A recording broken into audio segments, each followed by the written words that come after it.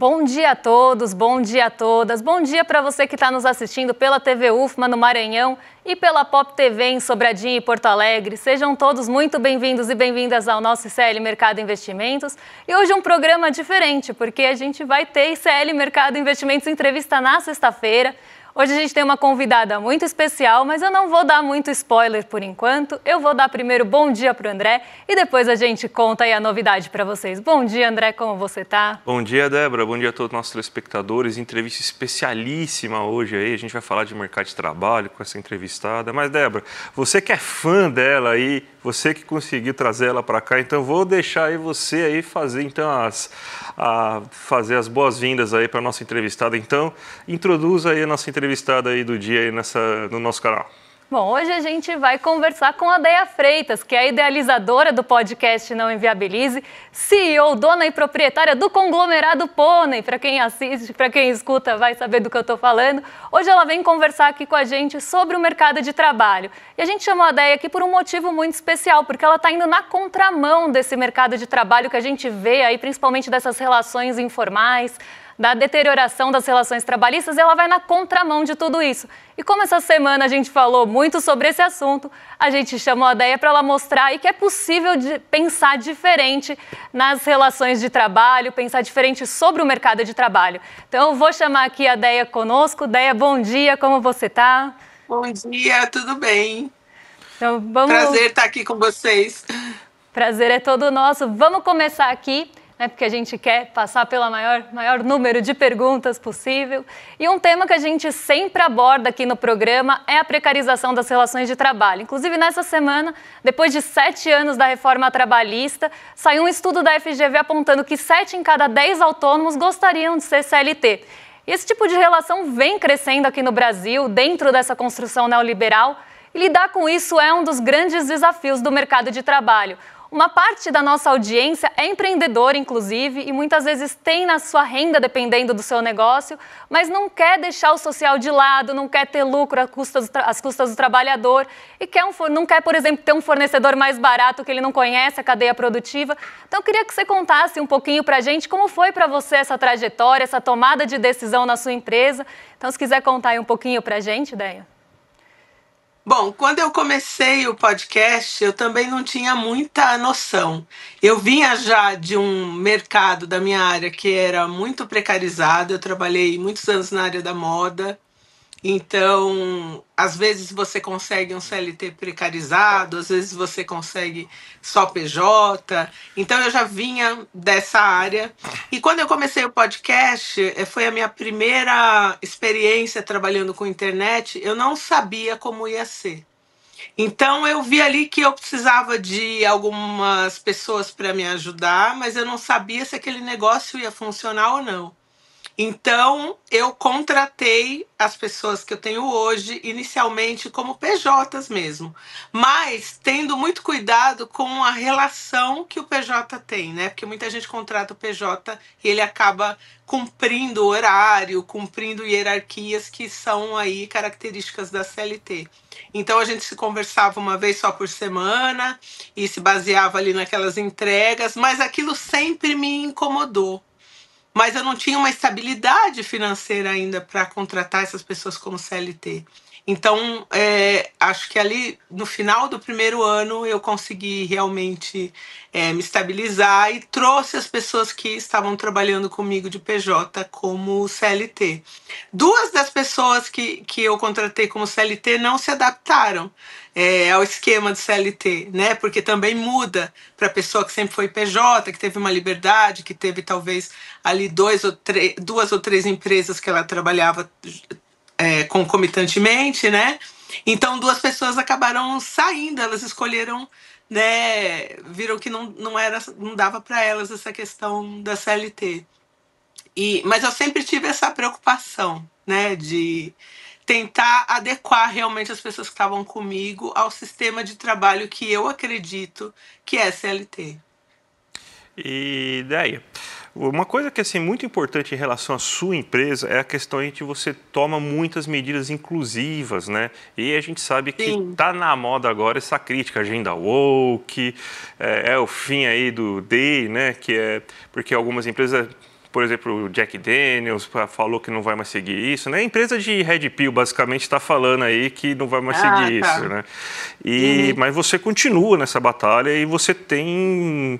e provavelmente você deve ter visto já um grande impacto em relação a isso, né? O impacto social dos seus trabalhadores. Então, você pode contar um pouquinho para a gente sobre tudo isso? Bom, tem uns anos eu anunciei uma vaga afirmativa que não era nem CLT ainda, era PJ, e com um salário compatível, enfim, e fui apedrejada na internet. Eu fiquei muito assustada, porque essa vaga, que era para pessoas pretas, pardas e indígenas, ela foi parar em páginas de direita e divulgaram o endereço da minha casa, prints da minha casa, me ameaçaram de morte. Uma pessoa abriu um processo contra mim no Ministério Público por racismo reverso. Ainda bem que a procuradora lá, a juíza, elas entenderam que eu estava dentro, né, dos meus direitos, enfim, isso não foi para frente. Mas foi algo muito assustador, assim, porque era uma única vaga. Eu sou uma empresa pequena, né? E causou um rebuliço na internet muito grande e um ódio muito grande, né? Talvez pela questão do desemprego que tem agora, então ali as pessoas que não se adequavam à vaga perceberam que elas não iam realmente ter uma oportunidade, não sei, mas gerou um ódio assim que foi desproporcional e que me assustou bastante, assim. Então, e era uma época que, por exemplo, a Magazine Luiza tinha feito a mesma coisa. Rolou crítica, sim, mas não o ódio que rolou em relação à vaga que eu criei. Então, eu acredito que as empresas que falam, como Jack Daniels aí, que não vou cumprir mais, eu não sei, talvez seja até para mídia, porque eu sei que em empresas maiores existem até leis que elas são obrigadas a adequar, né, a ter certo perfil de funcionário também, dependendo do número de funcionários que você tem. Então também não sei até que ponto isso também não é só para chamar atenção, né? Apesar do pensamento, enfim, dessas pessoas que lideram essas empresas, né? Até um ponto, né, eu acho que muito bem colocado, é que outras empresas mesmo colocam essas vagas afirmativas e não são criticadas dessa forma, né? E a gente vê também outros recortes que podem estar ligados a isso, e eu acho que isso vem muito em linha com a próxima pergunta. Porque você é uma mulher, né, uma mulher não branca, e só por isso, independente do que você faça, em meio a toda a estrutura da nossa sociedade, que é machista, que é racista, as pessoas se sentem no direito de criticar, independente da medida que você toma. E você tem posicionamentos firmes, você se posiciona politicamente, você está lá nadando contra a maré. E quando você mostra que é possível conduzir os seus negócios com dignidade para o trabalhador, desafiando toda essa lógica do lucro pelo lucro, quanto você acha que tem também um peso no tipo de crítica que você recebe? E aí a gente pode pegar esse próprio exemplo, né, de quando você vai contra essas medidas, mesmo sendo mais custoso para você como empresária, como isso impacta na sua empresa. E aí a gente pode pegar esse exemplo mesmo do que aconteceu aí no caso da vaga afirmativa, que muita gente, inclusive, cancelou a assinatura que tinha com você. Isso te trouxe uma perda financeira. Então, como é equilibrar isso? Como é que é, assim, realmente lidar com essas medidas que podem, inclusive, custar caro para você, né? Como é que é isso no seu dia a dia, na sua empresa? Eu acho que não tem como eu falar de qualquer questão em relação a qualquer área da minha vida sem falar realmente da questão racial, de como o racismo atravessa, né, a vida de uma pessoa que não é branca. Então, por exemplo, todos os dias alguém escreve um questionamento do tipo: de onde vem o dinheiro dela? Será que não é um esquema de pirâmide? Já me acusaram de tráfico de drogas. Então, de onde vem isso, né? Quando isso não vem, por exemplo, para um influencer branco que compra um carro de R$1 milhão, ou que compra uma casa de R$10 milhões, ninguém pergunta para essas pessoas de onde veio o dinheiro delas, né? E no meu caso, sim. Inclusive, esses dias eu estava vendo uma entrevista do Mano Brown. Gente, o Mano Brown sabe? O cara que já está estabelecido em praticamente tudo que ele faz, né, é ouro. Que ele perde realmente a linha quando o caráter dele é questionado, e sempre é questionado. De onde vem o dinheiro? O que você faz? Está esquisito isso? Por que o nosso caráter sempre é questionado? E muita gente fala, Andréia, por que você rebate sempre, né? Porque eu acho que é uma questão que quando você não é branco, é uma coisa que realmente te pega. E tudo que você tem que fazer, até em relação à sua empresa, você tem que levar isso em consideração. Calcular esse impacto, né? Levando em conta a questão racial. Então isso é uma coisa que não tem jeito, não tem para onde correr. No meu caso, no caso do Mano Brown, enfim, no caso de tantas pessoas que são pretas, pardas, indígenas aí, e que estão, de certa forma, movimentando algum dinheiro, enfim, né, que estão com uma posição um pouco melhor em relação a finanças. E uma coisa que fez bastante barulho aí nas redes sociais, né, quando você postou aí, foi o caso de quando você presenteou seus trabalhadores aí com uma casa para cada um, né? E tem muita gente que apontou isso de maneira bem jocosa, falando, olha isso, né? Como assim? Tá agradando o trabalhador, que pecado, né? Pô, tá indo contra o Deus do mercado, né? E daí já não pode. Otária, né? Otária. Otária, né? Mas mesmo assim aí você foi aí, de novo, senador contra a corrente em relação a isso, né? Então, eu quero que você fale um pouco dessa experiência aí, de tentar humanizar um pouco o seu trabalhador, nessa coisa que é tão diferente aí no capitalismo, né? Que geralmente o trabalhador é mão de obra e não passa disso aí, né? Então, eu queria que você falasse um pouco, comentasse um pouco sobre essa experiência. Então, eu acho que a palavra certa não seria nem presentear, né? Porque quando... se a gente falar de presente, então eu estou numa posição onde eu estou dando alguma coisa que, eu sou muito boa, eu sou muito... Enfim, eu acho que a questão se eu não tivesse essas pessoas trabalhando comigo, eu não teria o dinheiro que eu consegui ter. Então, esse dinheiro também é dessas pessoas. Então, eu não fiz nada mais do que devolver para essas pessoas o fruto do trabalho delas. Então, eu consegui juntar esse dinheiro por 3 anos, dava ali 230 mil para cada um. Eu não queria realmente entregar o dinheiro na mão das pessoas, mesmo porque eu acho muito importante que todo mundo tenha uma moradia própria, né? Eu acho que é uma das seguranças de quem é da classe trabalhadora.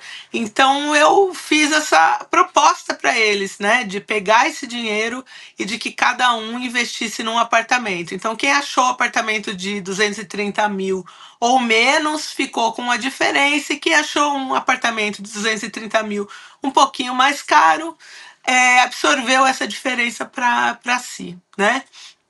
Então, eu acho que eu não fiz nada mais do que devolver para o trabalhador o que é dele, né? Então, como diz o Lula lá, que ele foi no Podpah e perguntaram, Lula, o pobre tem direito a comer camarão? O Lula respondeu, quem que pesca o camarão? Né? É o pobre, então é o trabalhador, então é dele o camarão.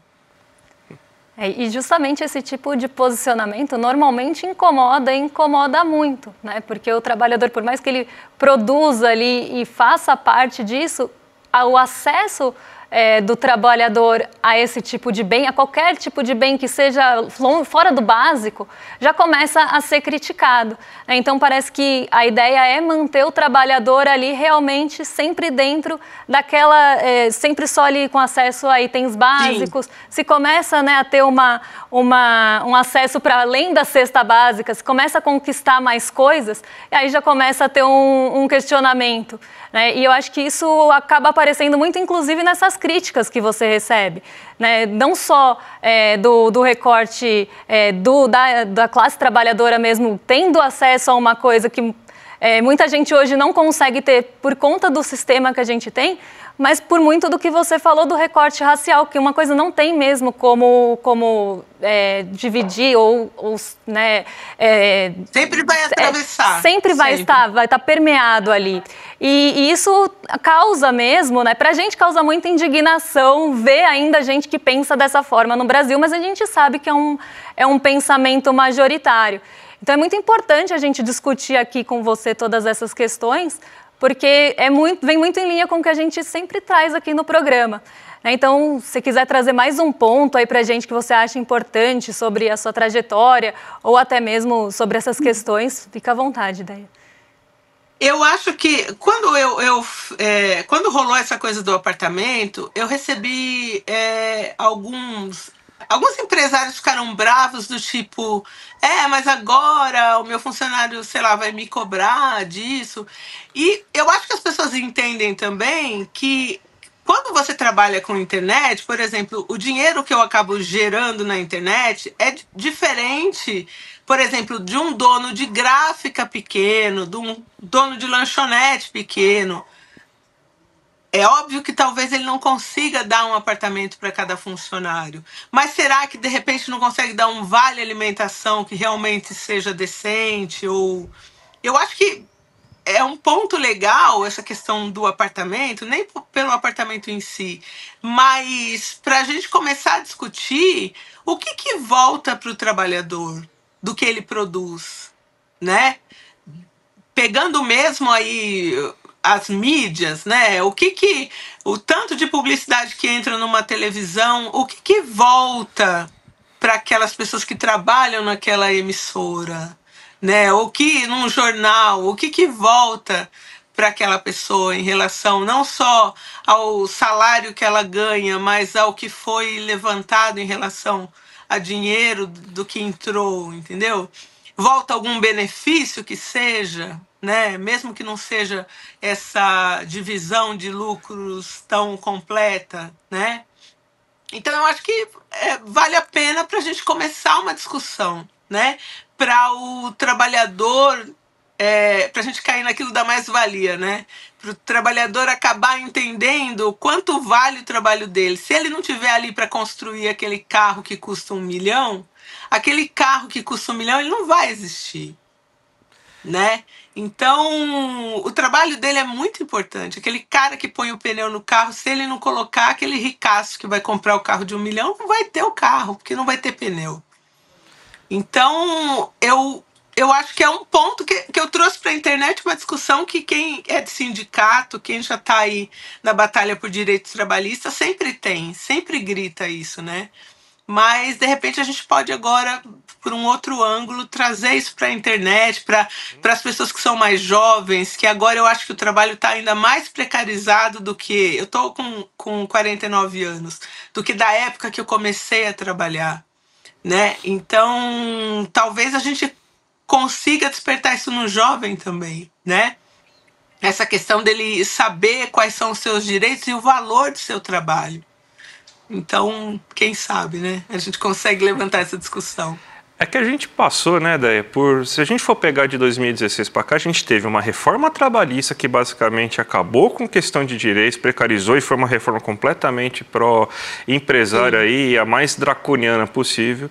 E a rede social também levou aí a cabeça aí do jovem aí, eu tô falando que nem velho agora, né? Mas levou para a cabeça do jovem essa mente empreendedora de coach Pablo Marçal, né?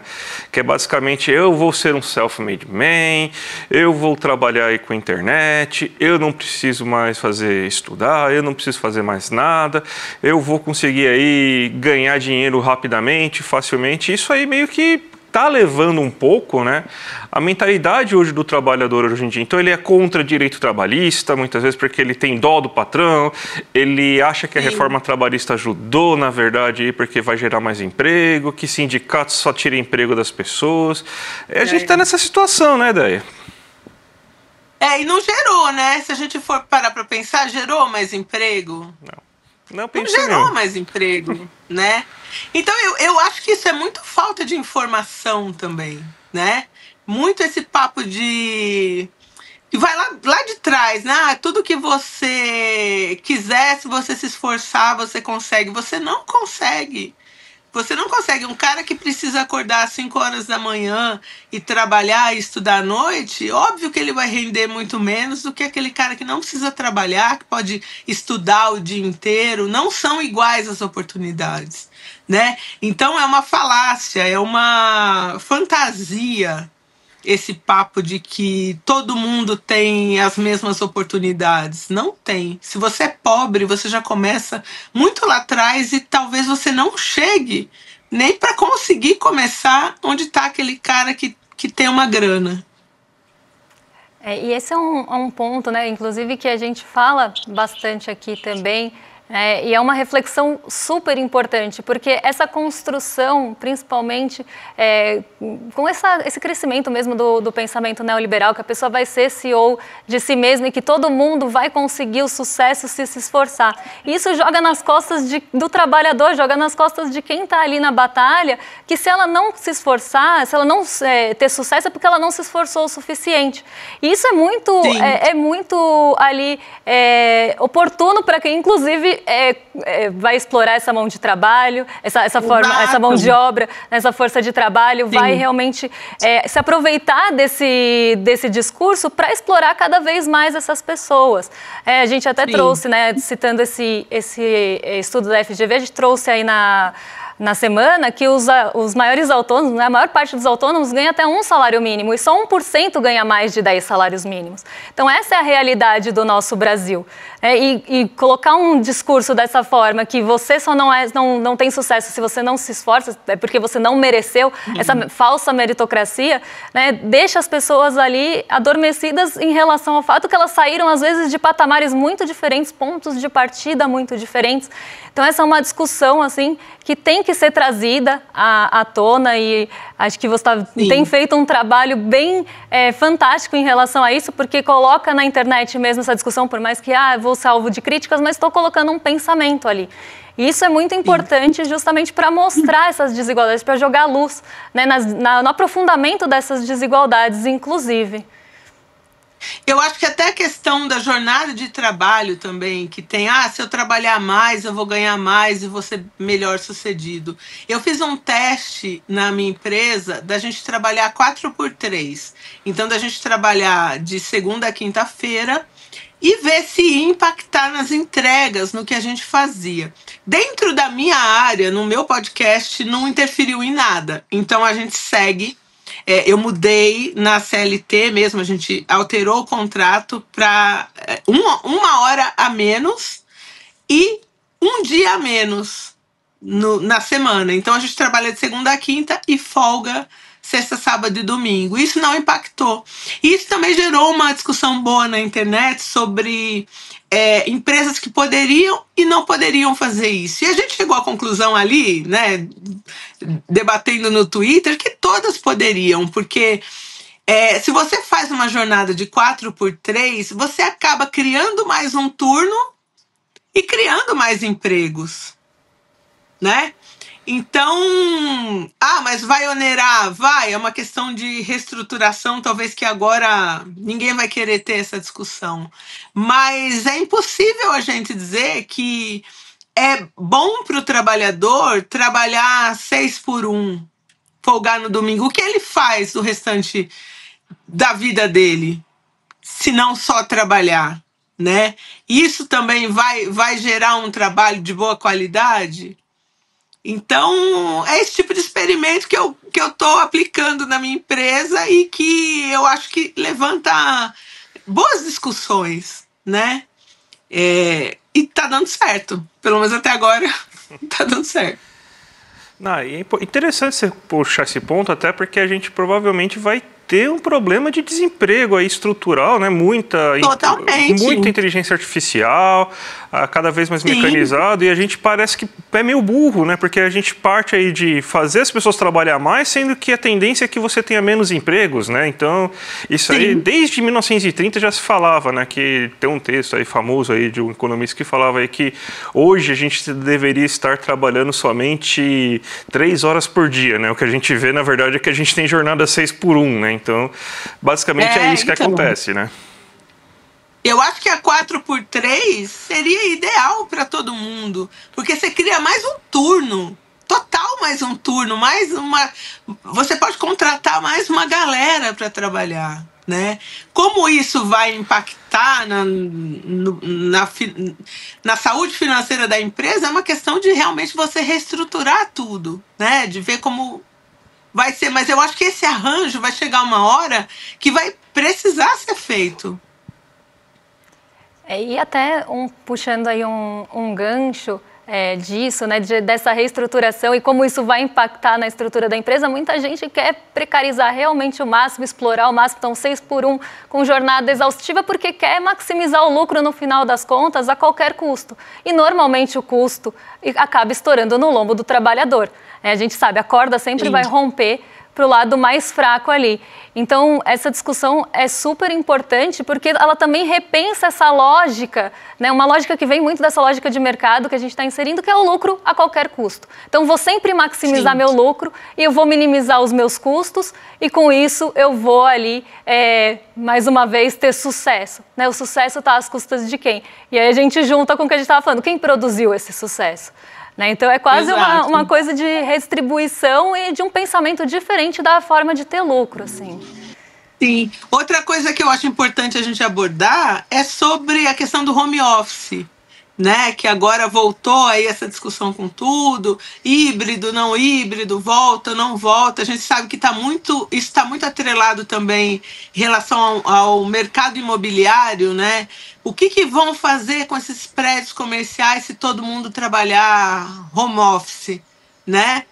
Moradia. Falta moradia. É muito possível você adaptar prédios comerciais para residenciais e vender essas residências ou fazer programas sociais. Essa não é a questão. Tem como aquecer esse mercado imobiliário trazendo essa qualidade de vida também para a pessoa que trabalha no escritório, dela poder fugir de 2 horas no trânsito, 3 horas no trânsito. Ah, mas em casa a pessoa não rende tanto. Aí é uma culpa da gestão. Quando você trabalha com entregas, com prazos, não tem como a pessoa não render, né? De repente, o que você quer, trazendo aquela pessoa para o presencial, é exercer uma hierarquia, um poder, né? De repente, ter um acesso ao funcionário que na casa dele ele estaria resguardado, né? E você não teria. O seu acesso tem que ser ao trabalho, a qualidade do trabalho, as entregas. Então, sempre que alguém fala isso para mim, que mas não daria certo o home office, porque eu não vou saber o que ele está fazendo. Como que você não vai saber o que ele está fazendo? Você não é um bom gestor. Você tem que trabalhar com entregas, com prazos, né? Se a pessoa está entregando o que é o trabalho dela no prazo, com uma qualidade, por que você precisa ter essa pessoa embaixo ali dos seus olhos, né? Então, eu acho que a gente tem muita questão ainda para discutir, para chegar num trabalho de qualidade de vida para o trabalhador médio, assim. E passa por tudo isso, passa por jornada de trabalho, por questão de transporte, mesmo que a empresa saiba que ela não vai precisar pagar vale transporte, que ela não vai pagar aluguel de um galpão, de um escritório, por que ela prefere que o funcionário vá para o escritório se ele consegue fazer o mesmo trabalho em casa? Então a gente passa por muitas outras questões ligadas não só ao capitalismo, mas ao exercício do poder também, que eu não sei, uma hora a gente vai ter que começar a destrinchar isso aí. Mas quando, né? Tô torcendo pelos jovens. Day, eu queria agradecer muito a sua presença aqui. A entrevista foi maravilhosa, tá um sucesso. O chat está falando toda hora. Até os outros jornalistas da casa estão mandando aqui também parabéns aí pela entrevista. Então, só para você dar um bom dia final aí para nossa audiência. Obrigada, gente. Eu adorei participar. Bom dia a todo mundo. Bom almoço, que daqui a pouco é almoço. E fiquem atentos aí aos seus direitos, pelo menos o básico, o mínimo, a gente precisa saber. Então, vai se informar e se você tem direito, questiona, pergunta, não deixa passar. Ótimo, Deia. Vamos então chamar a nossa audiência rapidamente aí para a nossa live aí que a gente vai ter na próxima quinta-feira, dia 5/9, né? 5 de setembro aí, que é aí o jornalismo independente lutando pela verdade, né? Então, a gente sabe que está cada vez maior o nível de desinformação, cada vez maior aí o nível das fake news. Quem sabe aí quando acabar o X aí a gente consegue ter uma melhora em relação a isso. Mas aqui no ICL a gente fala sempre a verdade, é um jornalismo independente.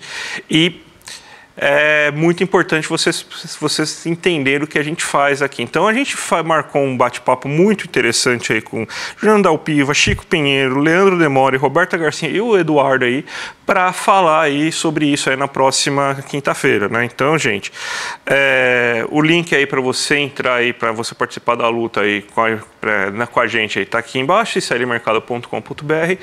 Vai lá e se inscreve que vai valer a pena. E agora vocês ficam na sequência com o Rolê ICL, hoje com a Roberta Garcia e o Guga Noblar. Então vocês estão em mais que excelente companhia e a gente volta na segunda-feira, aí sim, para falar do desemprego e dos outros pontos aí que vão sair na segunda. Então vamos ver o que o mercado está esperando. Um beijão e até lá. Até mais, gente. Tchau, tchau. Só o conhecimento liberta, dizia José Martí, o cubano. Frei Beto completa e a informação compromete. Mas qual a independência de um jornalista ou de um veículo de comunicação para ser realmente independente e, com a sua informação, levar a compromissos das pessoas? Veículos e jornalistas que resolvem enfrentar os grandes interesses dos poderosos costumam pagar caro por isso.